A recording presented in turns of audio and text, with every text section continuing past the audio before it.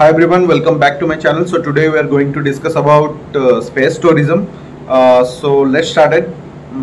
How SpaceX, Virgin Galactic, Blue Origin and other compete in the growing space tourism market.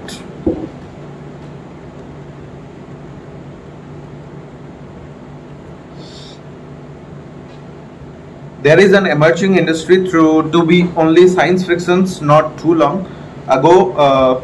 That's close to becoming a reality, space tourism. And a handful of companies, including one publicity trade name, are competing neck to neck to be leaders in the emerging market. But the space tourism entails and how much it costs per person varies greatly depending on a company technological capabilities. For example, both Virgin Galactic and SpaceX expect to fly private paying passengers to space next year.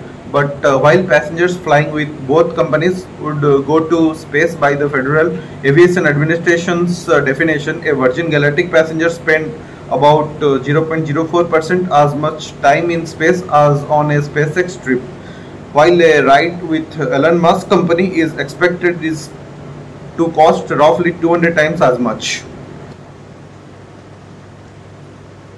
Whether a passenger reach suborbital and orbital space is a major difference in the destinations of the human spaceflight offerings in development. Because of that difference, there are not able destinations in the cost, experience and even risk of what it means to be a space tourist.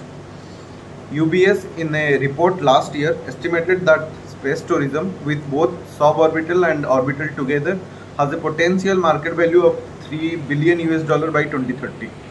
More recently, space industry consultancy Northern Sky Research broke out its expectations for suborbital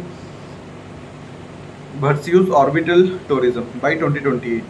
NSR experts suborbital will be a $2.8 billion market with $10.4 billion in total revenue over the next decades, while orbital will be a $610 million market with $3.6 billion in total revenue over the next decades. Here how the small but growing market breaks down and which companies are involved. Area suborbital tourism. There are two companies competing in the realm of suborbital tourism. Virgin Galactic, which debuted on the public market last year and trades under the ticker SPCE, and Blue Origin, the private space company funded almost entirely by Amazon founder Jeff Bezos. Both of the company's systems are rocket powered and capable of carrying up to 6 passengers on a flight, but that is where the similarities end.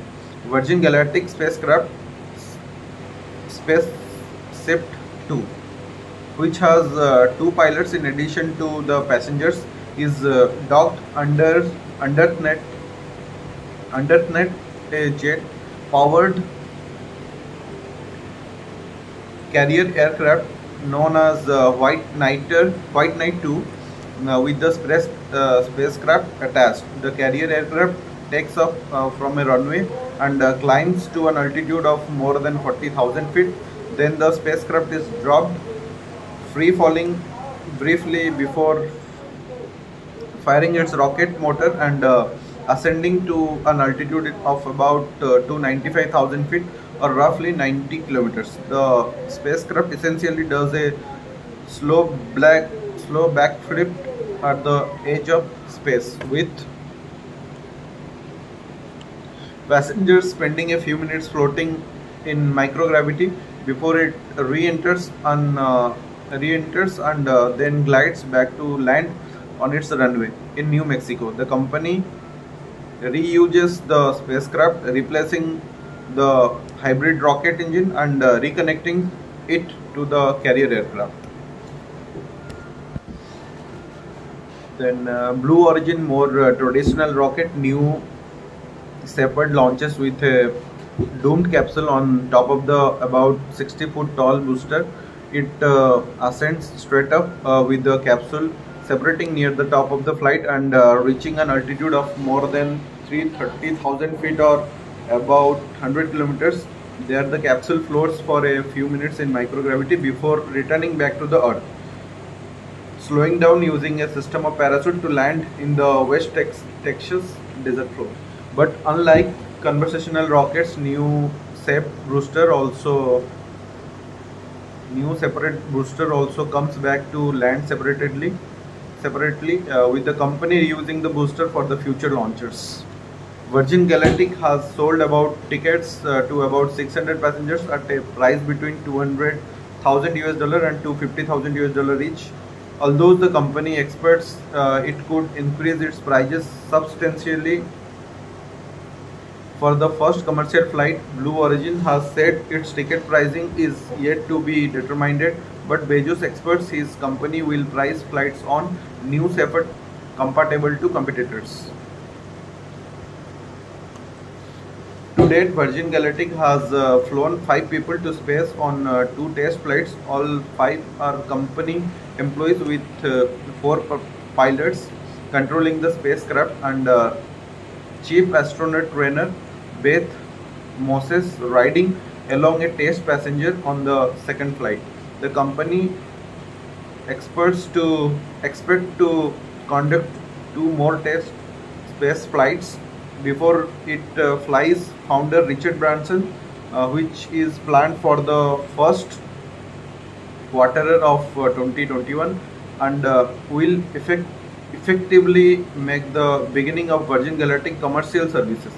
Blue Origin, on the other hand, has yet to fly passengers on a New Shepard, despite completing 12 missions in the past few years.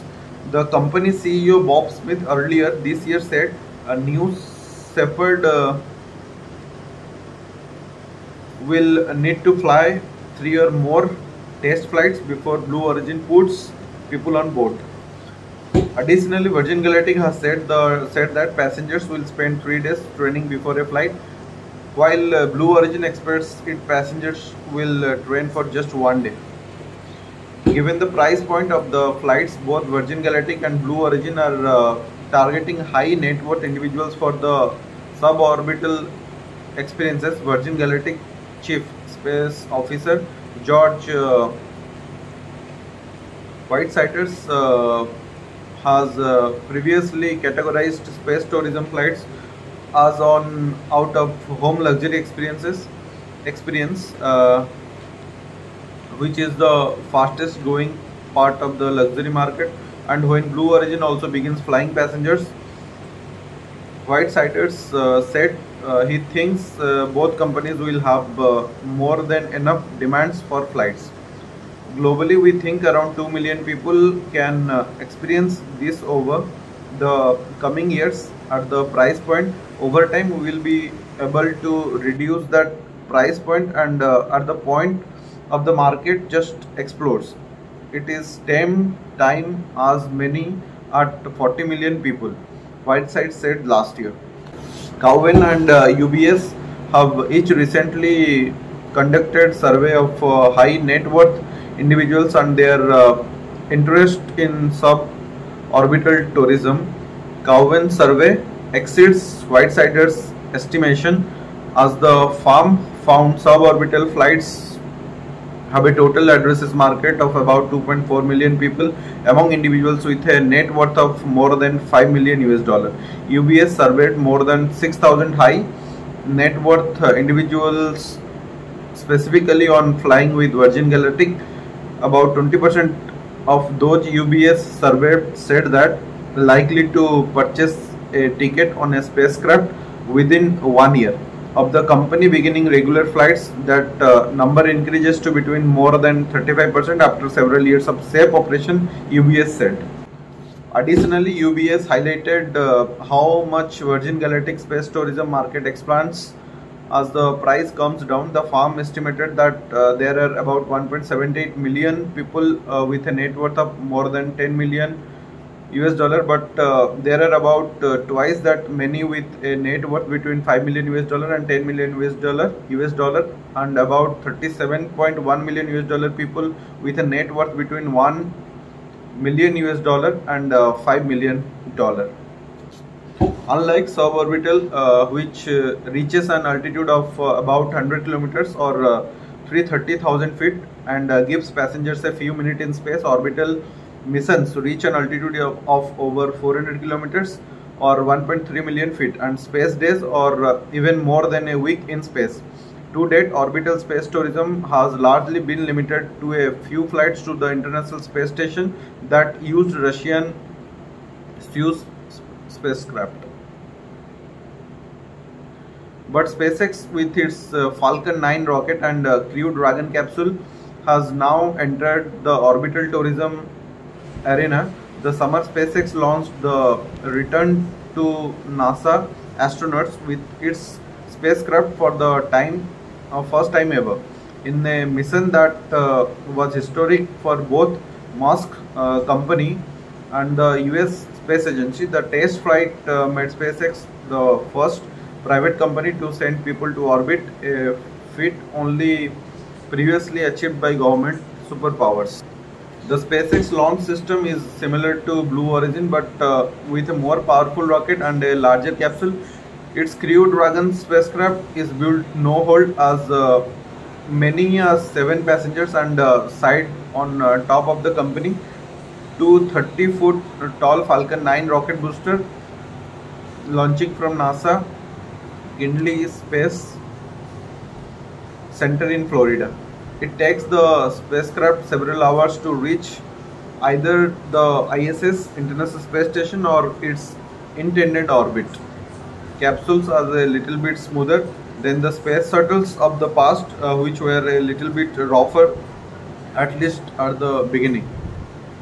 Even before the Demo 2 mission launched, SpaceX has already signed 2 separate agreements to companies looking to fly private paying passengers to space, while NASA astronauts spend months up at the International Space Station. The private missions will be only about 10 days at most, while SpaceX hasn't disclosed specially how much each of the current contracts are. What previously announced contracts mean that it will likely cost about 50 million US dollar per person to fly with Crew Dragon.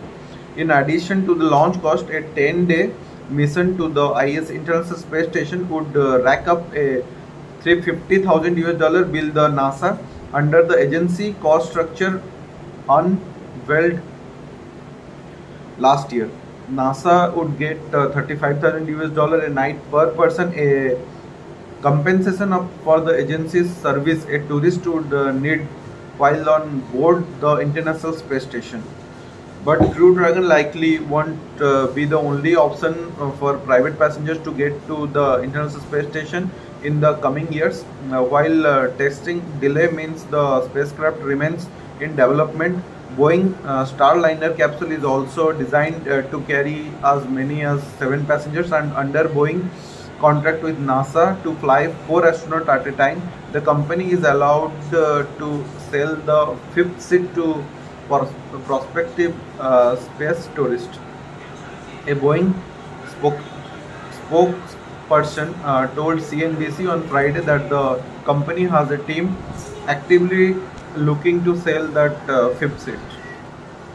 Finally, Crew Dragon and Starliner are likely to remain the 2 best options for orbital tourists. SpaceX is also working on its next generation Starship rocket, its company top priority, as Musk wants to build a fully reusable rocket system that can launch cargo or as many as 100 people at a time. But while SpaceX has signed a deal to fly Japanese billionaire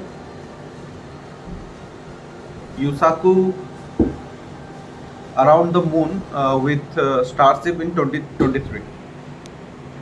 Musk noted earlier this month that the rocket will have to complete hundreds of missions with satellites before we put people on board. Starship prototype have launched and landed in short flights tests the past year, but the rocket has yet to reach orbit. Orbital brokers and services. In addition to the helpful of companies building rockets and spacecraft that fly people, there are a few that also help find interested passengers and get them ready to launch. Space Adventures, Axiom Space and Virgin Galactic each offer some variations of orbital space tourist service, although the companies don't build a launch spacecraft that go to the orbit. Over the past 2 decades, US-based Space Adventures has flown 7 tourists using Russian aircraft as a reported cost of more than 20 million US dollar per person. The private clients typically spend over a week on board the International Space Station. More recently, Space Adventures signed one of the 2 deals announced with SpaceX. Using a Crew Dragon capsule, Space Adventures plans to have SpaceX fly 4 tours on a free flyer mission to orbit, meaning they won't dock with the International Space Station but instead will orbit the Earth for 5 days before returning. The mission is expected to launch between late 2021 to mid 2022, with Space Adventures saying that training would take a few weeks. Houston-based startup Axiom Space signed the other deal with SpaceX to fly a professionally trained commander the 3 passengers to the International Space Station in October 2021 using Crew Dragon. It will be a 10-day mission with 2 days of travel and 8 days of board the space station. In the case of Axiom, acts as more than just a broker, providing all the services necessarily for training to management and more. With Axiom has not confirmed who the members of the crew will be. NASA in May announced that it is working with actor Tom Cruise to film a movie on the ISS. And while the agency did not confirm Cruise is flying with Axiom or SpaceX, Musk tweeted that the mission should be a lot of fun. On Wednesday, space industry publication Spaceflight now reported that Cruise will be one of the passengers on the Axiom mission. Axiom also confirmed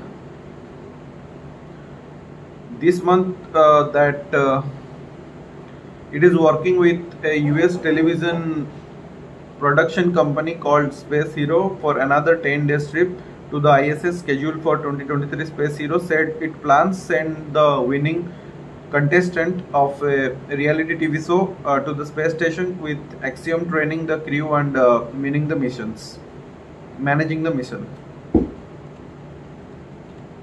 Finally, White Virgin Galactic doesn't plan to develop an orbital spacecraft. The company signed an agreement with NASA that sets the company up to become a player in the provision of the service.